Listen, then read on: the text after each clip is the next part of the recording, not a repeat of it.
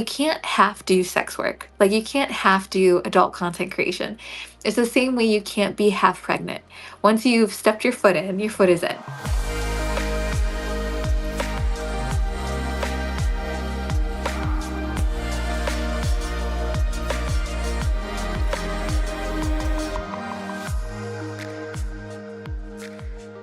Welcome back to On the Horizon. This is Melrose Michaels. I am your host, and I'm here to share what's worked for me in building my adult creator business to try to make building yours just a little bit easier.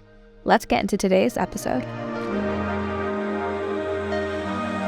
In the beginning of my career, I thought being an adult content creator was all about just posting some nude photos and then raking in the cash. But let me tell you, that is one of the biggest lies I have ever believed about this space and this work.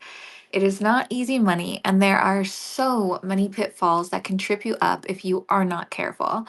So today, I thought, why don't we go in and share the top lies that not only I fell for, but some other creators in our space have as well.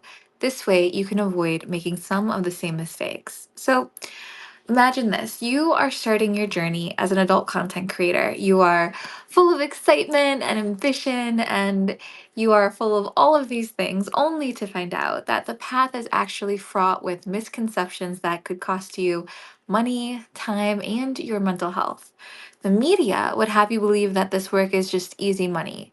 But any veteran creator who's listening to this episode knows, just like I do, that it is quite the opposite. Believing these lies can lead to financial losses, emotional burnout, and just so much more. And that's exactly why I felt it was so important to put this episode together. I'm not only going to get into the biggest lies I have believed in my 13 plus year adult content creator career, but I also want to get into the lies of our community, of other members. So I asked the CEO Society, which is our free to join private community for adult creators, and I got their insights and experiences to share with you towards the end of this episode as well. I think it's really important to make sure that I'm not just sharing, my own experience and lens in perspective on what I've gone through for the industry, but also to share and give space to the other creators who want to share their experiences as well, because we all experience this industry differently. So, for lie number one, the first lie, easy money. So let's start with that because I mentioned it at the top of the episode. This idea that our work is easy money is so false because for me personally, I started in the live webcam space.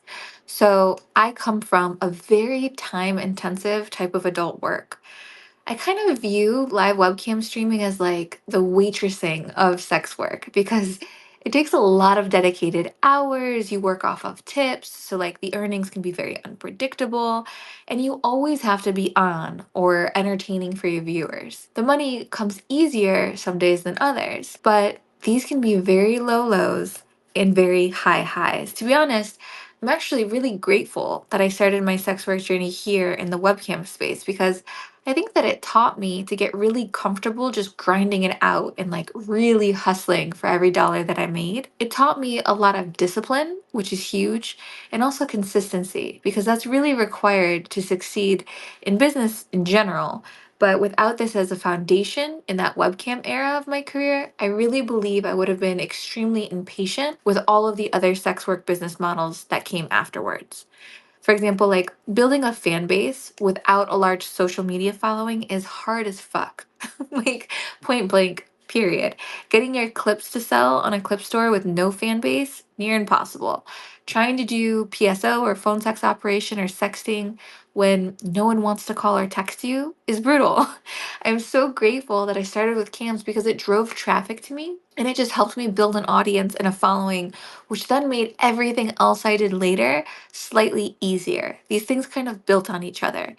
Cams was a great way to start building a community and a following, and then they slowly snowballed into all of these other business models that I would later stumble into. So, the truth here to this lie, I think, is that success in this line of work requires a lot of consistency, a lot of discipline, and a lot of strategic planning.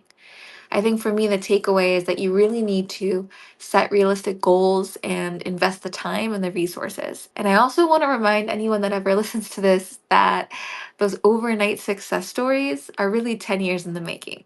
I'm in my 13th year of this work, and I have a lot of stability and a pretty fair size audience, but this took me 13 plus years to build. One of the most common things that happens now that I have this company, Sexwork CEO, is I get creators DMing me telling me that nothing they've tried is working and they just can't find success in this work. And then I usually go to their profiles on social and I see that they started their social media profile 3 months ago or a year ago. And I'm like, you have not been doing this long enough to say you've tried everything. Like, there's a time that must elapse when you're building any business that is super important, not just to the longevity of the business, but to building those skill sets that will make you successful. So, like, how can you be disciplined if you only started 3 months ago? How can you be consistent if you only started 3 months ago? How can you have tried everything strategically if you only started 3 months ago, even if you only started a year ago? I really don't believe that I found my footing until probably 3 years in. Like, that's when I would say I was feeling really confident that I knew how to navigate live webcam specifically. I hadn't done anything else yet. So, like, all of these things take time. And I want to emphasize that because everyone is so impatient. It's so impatient. It's not easy money, guys. It's going to take a while to build. Line number two that stood out to me when I was thinking about this concept was that I can post anything without consequences. So, I have a funny story about this. I told my immediate family when I was going to start webcamming. It was a conversation that was had. I asked them for their support, and generally it went over pretty well. And I did have the support of my immediate family to start.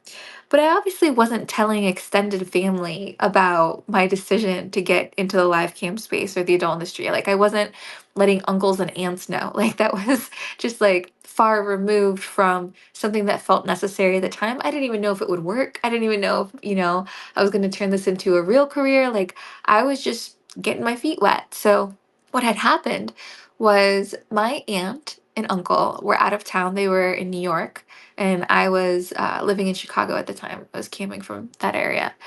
And my aunt went to dinner with her boyfriend's friend and was introduced to the friend's dinner date or girlfriend at the time.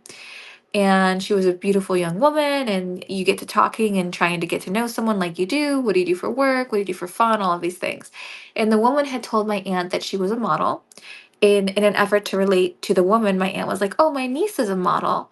And she was talking about some of the work I had done because I actually have some history in like child modeling in my earlier years in my youth and young adult time. And she was kind of trying to relate to this woman and sharing, "Oh yeah, my niece did this and did that, and what was doing that like for you?" and blah blah blah. And then at some point, my aunt goes to show a photo of me to this woman, and this woman says, "Oh, I know her. That's so and so. She live cams on this website." So this woman was also a streamer, a cam model on the same site I was on. And I was there by a different stage name at the time, but she essentially outed me to my aunt without knowing it. No fault of hers. She couldn't have possibly known that. But I was recognized, and I got a text message from my aunt that night saying just my screen name, like my stage name, in a question mark. And I was like, oh, fuck. Like, I was so unprepared for that. And I tell you this story because what you post on the internet does have consequences. Like, this isn't something that I feel we need to harp on. I think that it's very obvious to most people getting in this work, especially as an online creator, that the content stays online forever. You can remove it, you can try to scrape your footprint. Some of those things are possible to an extent, but once it's on the internet, it is widely distributed. There's, the worldwide backup of all the things ever posted, the Wayback Machine. Everything that was once published is forever out there. Like, this is just the name of the game. So, thinking you can post things without consequences is really not the right approach. I think you should go in well intentioned and completely understanding that once it hits the internet, it is out there forever. And more than likely, once it's been taken and captured on your phone, it is out there forever. You hear all these horror stories about people's iClouds getting hacked and, nudes of celebrities being blackmailed and extorted over and all of that. You should know that once what's in your device and what has an internet connection is probably on the internet and cannot be undone. So I just think the takeaway for this is to remember everything has a consequence. If you're going into this work, there are consequences, there is stigma, there's all these real things. But you can't half do sex work. Like you can't half do adult content creation. It's the same way you can't be half pregnant. Once you've stepped your foot in, your foot is in. We know a lot of stories about like the Mia Khalifas of the world or the Lana Rhoades of the world. These are huge names in porn, but if you really looked at their career, they were only actively filming or making content for like a few months. And this is what they're known for. It's the label that society slaps on them. And there's things that happen and they evolve. And, Lana does like high end fashion now, and Mia Khalifa's done a gazillion things and has all these business ventures. But there's still the attachment and the label that the wider community is going to stick on you because you can't just post anything without consequences. The internet is forever. So that's probably line number 2 that came up for me. If you're enjoying this podcast episode so far, please take one moment to share it with another one of your adult content creator friends, because you know what the rule is here. We do not gatekeep, and we want to make as many adult creators' businesses as easy as possible. And you sharing this episode with them might do exactly that. Thanks so much in advance. I think for 3, this was that setting low prices will attract more subscribers. I think this is such a lie in our space. I was running my OnlyFans page very similar to a premium Snapchat business model very recently. I did it for a year as a test. It worked with some pluses, some pros, and some cons, but I recently undid it. So for all of 2024, I was charging around $25 as my subscription price because I was putting up explicit content on the feed every single day for the fans. It's very much the premium Snapchat model that I built my name off of. Now, since I'm going into 2025, I've revamped my business model. I'm doing it much more aligned with what the average creator does, posting content once a week and doing the DMs as primary income, etc. And so I've reduced my subscription price to $10 a month. And what I was testing in this process is if I reduce my subscription price, I will grow more subscribers because I'm being more widely accessible at that price point. The reality is my subscriber count didn't change. I just lost a bunch of money. I just left money on the table because people were already willing to pay $25 a month. The people that weren't willing to pay $25 a month to see my content also aren't willing to pay 10. So I just priced myself in the same mix with everybody else at the same market value. And it really made no difference in my business except that I lost money. So I want this lie to be so obvious that setting lower prices doesn't necessarily mean it'll attract more subscribers.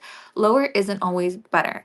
So instead, I want you to charge what you're worth based on the time you put into the content, what you're creating, if there's collaborators, all of that comes into consideration. Yes, do your market value research on what price points you can get and obviously test. Price it for one fan up high, price it for one fan down low, see what gets, unlocks.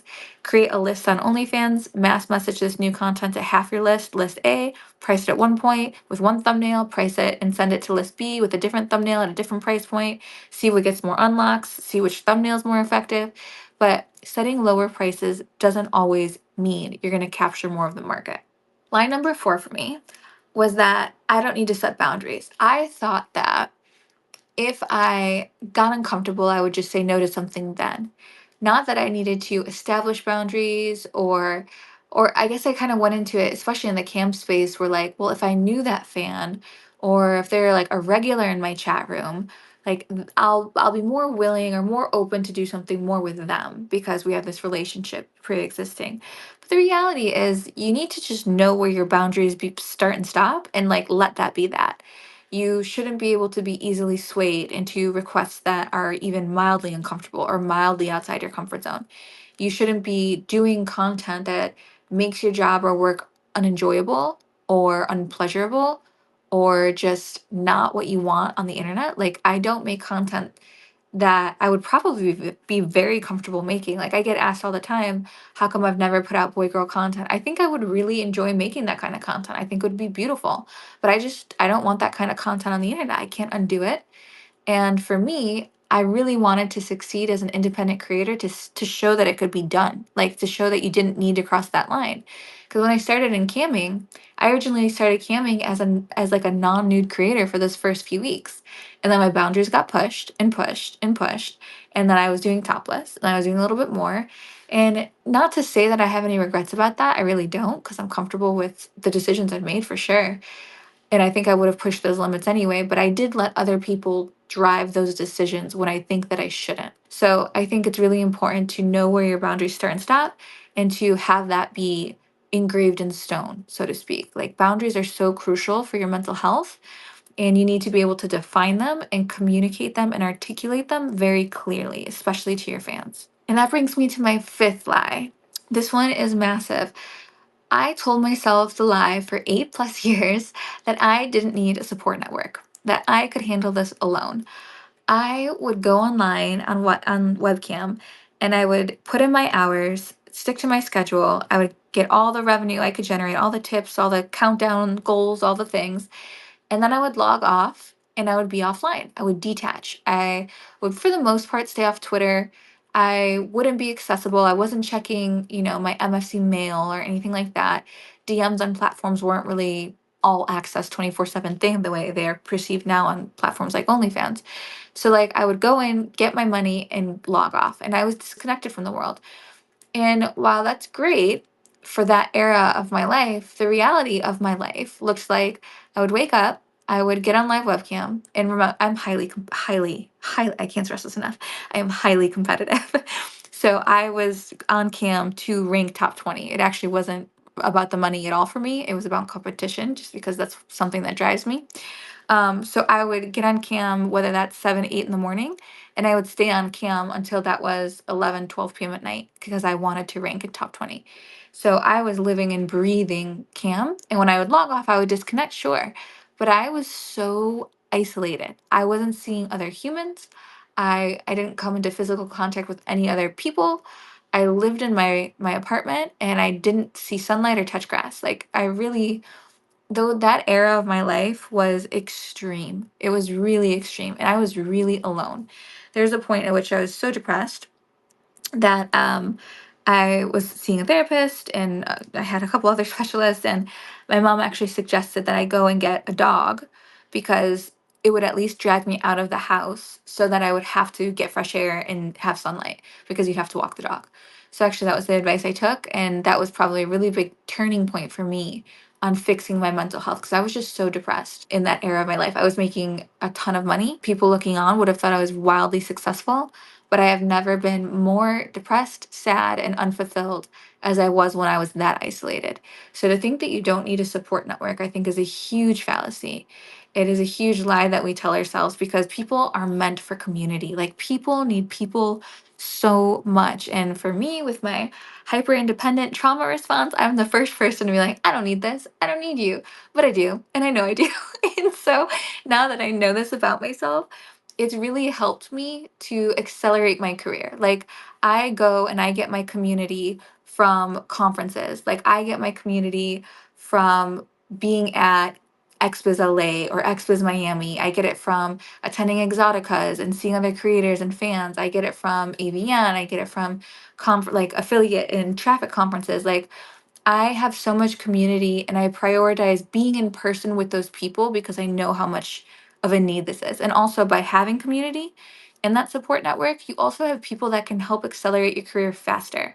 You're going to have more collaborations and easier time collaborating with other creators. You're going to have more access to other executives in the industry, people that run the platforms you're on, and contacts there, like for creator support or for creator success.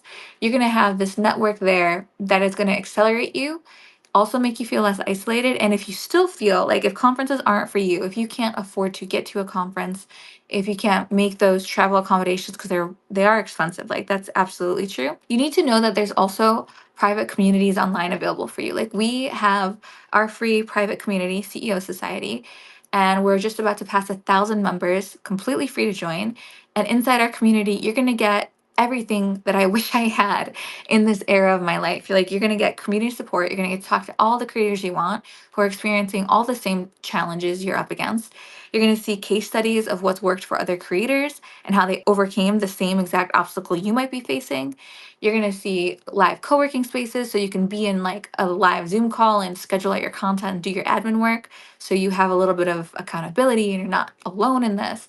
And you're just going to get everything that I wish I had. And then just access to all the tips, tricks, and strategies. Like, I could go on forever. But really, part of what we did with CEO Society was like build this thing that I knew was such a missing piece for me for so long. And we have so few of those resources now out there on the internet that having our own little corner of the interwebs that is peaceful and not driven by algorithms, and you're going to see and be able to find anything you're looking for just with the search bar at the top. Like, it's everything, and it's app friendly and on your phone, and you're going to love it there. So consider joining if you haven't already, because I don't want you to ever feel like you are alone or that you need to handle it alone, because you don't. You need a support network. Now, like I mentioned earlier, at the top of this conversation, I did ask inside CEO Society, our private group of creators, what they wanted to share in terms of like what were the biggest lies that they felt they believed in this industry. And Jane S. had said the biggest lie that she was told was that you need to do explicit content or show nudity to have success. She says to show whatever you're comfortable with because what matters most is the marketing and the attracting new subscribers.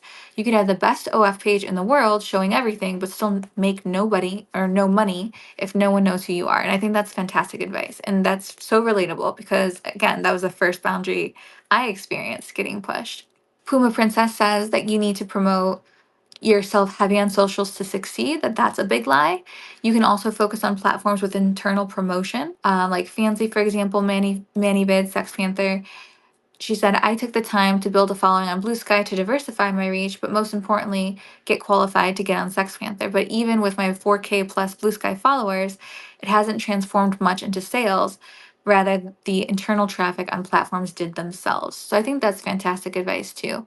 Because if you get on platforms, especially this is why it brings me back to the campsite era, those platforms drive you so much traffic. So there's live cam creators who've never had a social media, like they've never launched a profile. They just get on cam, make their money, the traffic is there, and then they get off. And that's okay. Like, you have to be very hyper aware of the business you want to build and build out according to that business model how you want to have your business. Like, if you don't want to be accessible all the time to fans, don't get on a fan site platform where the DM revenue is really how the money is made.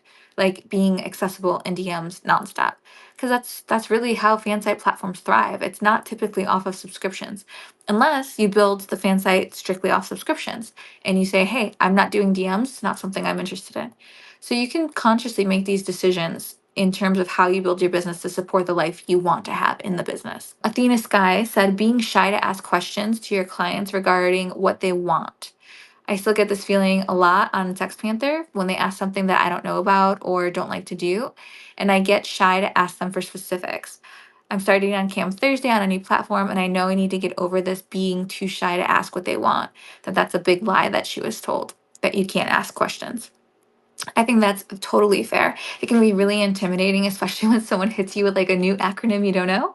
But again, if you're in CEO Society, you got all of us to help you navigate that, or simply a Google search can do a lot. Mary Muse said, the biggest lie for me was that you have to do what everyone else is doing. The idea that you need to meet an industry standard in order to succeed is false. The magic of your brand lies in what you shine best at and working on figuring out what your biggest talents are and finding out how you can utilize them in your business. It's great and it can be super helpful and inspiring to learn from other sex workers and learn what the industry standards are, but you don't have to stop doing what you want to do or trying something totally different or experimenting with something new. That's how you find your superpowers and your best money makers. Could not agree with that more. I think being you is just everything because you're not replicatable. So if you can really harness that, you're at a huge advantage. Albino Adonis said the biggest lie someone ever told him was that this industry is cutthroat. He says, no, this is actually the most supportive community of people in general. Don't let people with bad attitudes or toxic experiences get you down because pretty much everyone else is living their best life and also wants to help you live yours.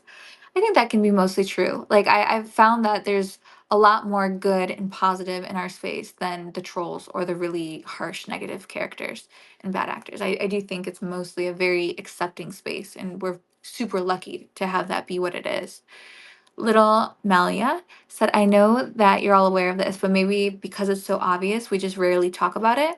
But appearance or beauty is key. This is a huge lie that she was told or under the impression of. While it does matter, but it's infinitely less than what we personally feel. it is. In the end, it's more like a garnish than a main ingredient. I love that association, that metaphor it's really beautiful. She says the truth is what we think of as appearance isn't necessarily what the audience actually perceives. It's more of a cue for the performer than the viewer.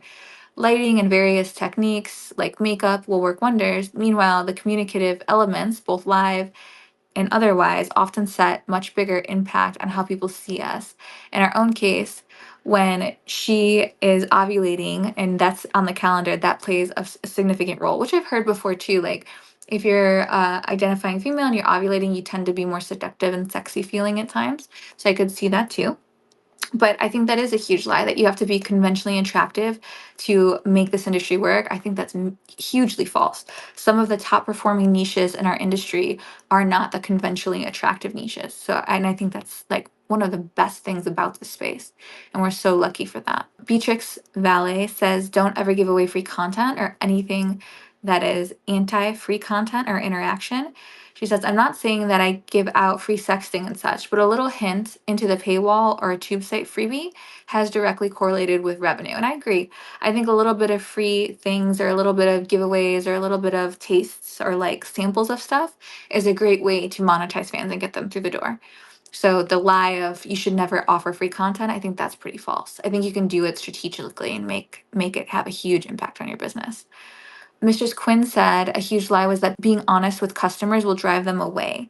She said, I know if I'm going to be late delivering a custom or having a hard time getting online, that letting my clients in on what's going on with me and why I'm going to be late is 99% of the time going to be met with appreciation and understanding. It keeps customers around and makes you look more human and is always better than going silent. This is amazing advice. I agree. And also, I would expand on this too. Some creators are very afraid to say that they're in relationships or that they're married or what have you. And if you want the privacy, I think that's valid and don't do it for sure. To each their own. But I think there's also creators that would like to dabble in partnered content, but they're like afraid that their fan base will turn on them because they are used to solo content or they built their audience with solo content. I think that as a creator, you're allowed to grow and evolve, and your fan base at the core, if it's like your loyal diehard fans, they're going to evolve with you because they just want to be a part of who you are. And that's also a part of who you're becoming. So I think that that is really valid. The other one that came through that was interesting was from Chelsea Buns. She said the big lie was that you always need to be camera ready to attract clients. Oftentimes, she does better, and a lot of creators do better with no makeup on or just in a very natural appearance. Another one she listed is that you need to collaborate to find success. That's not true, actually. I even have data on this through SWR, my market research company, that majority of creators are solo creators. So that is definitely a myth. Richard Lennox offered the lie that how it is now is how it will be forever.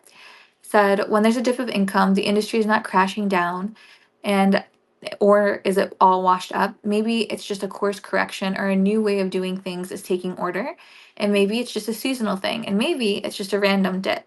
If you want the same paycheck every single week, you might be better off getting a regular job. And when there's money and opportunity flying in every direction, also remember not to spend it. Keep living as though it's not, because this too shall pass and you need to save for that time. That's fantastic advice. How it is now is not how it will be forever. While that is a lie in the sense that um, you can plan to mitigate for some of that. So like the industry will change, it will evolve. You are going to have to be adaptable. Like absolutely, that is a hard truth. But knowing you can prepare in advance for some of those dips makes it sustainable. But you actually have to do that work. You have to be prepared and go through that hardship of saving and planning and all the rest. Another lie that is listed here inside CEO Society is that it's too late to get into sex work. It is never too late. There's a place for everyone in this work. And I just think that our broader community is so diverse and inclusive in that way. And again, one of the most beautiful things I think this space offers. Amelia Ray said one of the lies is that you should quit if you're not in X percentage on this site. And it says, I stick with this because I genuinely enjoy what I'm doing there. And while, yes, there's so many top creators, it can be discouraging for others who want to continue sex work when it gets difficult. I agree. Your percentage ranking on a site doesn't determine the value of the business you're building on the site. The percentage ranking is how you're ranking across the entire platform amongst lots and lots of creators doesn't mean you don't have a very valuable, very sustainable base of fans that are there to support you. It doesn't mean your business is not your business or is not valid in any way. That's totally false. Lily Luscious said one of the lies is that it's slow because of the holidays or after the holidays or tax season or summer or back to school or look at that, it's the holidays again. Lily says guys jerk off 365 days a year. So that's just silly. I think that's funny. I think that's a great myth. It's slow because we can always point to external factors for a failure in anything we do. And this is just not even just business, it's across the board. I can point to a million reasons why something doesn't work. My only job is to figure out how it does. So, like, whether that's true, whether that's not, there's a very real reality that with the age verification laws in the US right now, a ton of traffic is not going to adult sites the way it was before those legislation and policies hit us and went into effect.